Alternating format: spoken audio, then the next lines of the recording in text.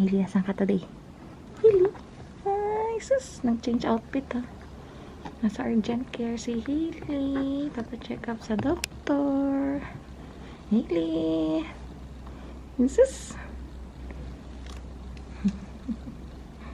Hailey. Hailey. Yeah.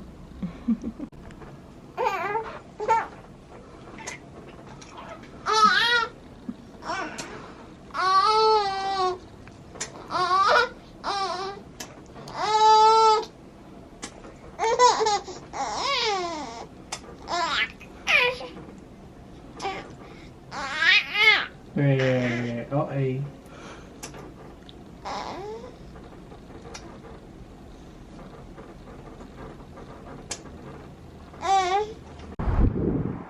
Dito kami guys, oh. Urgent care. Ayun, may cherry blossom sa harap. Diyan kami nagpunta para kay Hailey. Pauwi na kami. 12:47 siya tinignan ng doktor eh. Ayan. Guys, nakauwi na kami ni Hailey Potpot.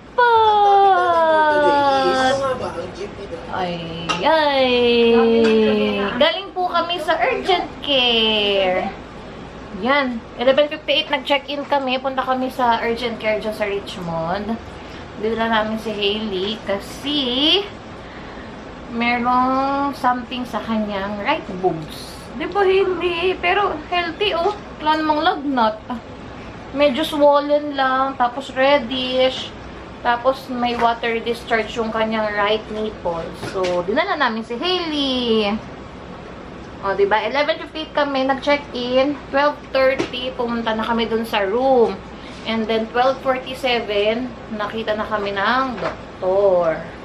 Chinek lang naman si Hailey. Tapos nag-swab lang dun sa nipple niya.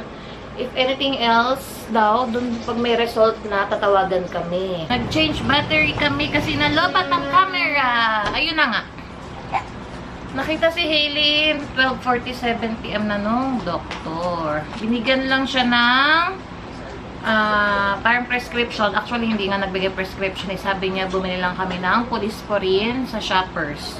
Tapos ilagay once a day dun sa affected area ng nipples. Sa nipples ni Hailey. Meron siya ngayon nilagyan na ng doktor. Tapos bumili kami sa Shoppers.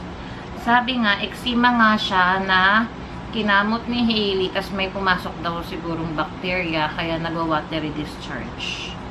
All in all, wala naman siyang lagnat. Healthy baby! Kaya umuwi na din kami. Di ba, Hailey? Look! Look! Oh, di ba? Ang ganda ng weather today, oh.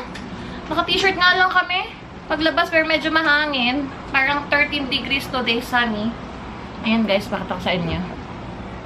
Oh, ganda weather ng Vancouver. There you go.